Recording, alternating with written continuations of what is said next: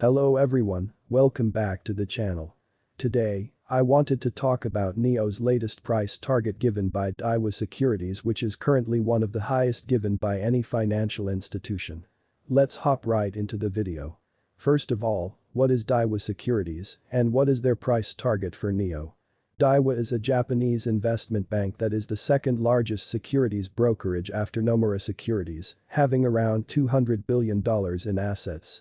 Their $100 price target given for NIO comes in less than 2 weeks after the company's analyst Kevin Lau upgraded the stock to a buy rating, increasing the price from $65 to $70.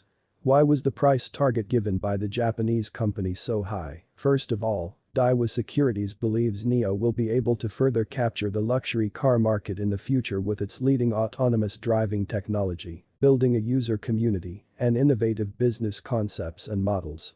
Similar prediction about capturing the luxury Chinese electric vehicles market was given in 2020 by JPMorgan, in which they predicted NIO taking up to 30% of the Chinese luxury car market.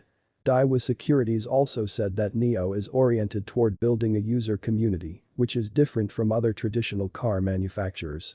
The company's analysts believe this will help increase user loyalty and further build brand reputation, which will serve to stimulate new car sales. As autonomous driving will be a big thing in the future, the company is really optimistic about the progress and hopes that NIO will launch the autonomous driving as a service system in 2022. NIO shares are currently trading at $57 per share, around 20% below the all-time high price of $67, which was achieved after an incredible NIO's Day, which happened on 9th of January 2021. With the recent high price targets given by many analysts, possible expansion to Europe, and building its second plant in China, NIO remains a hot stock to watch for in the upcoming years. As always, thank you for watching and please subscribe to the channel if you would like to get updated on latest news regarding NIO.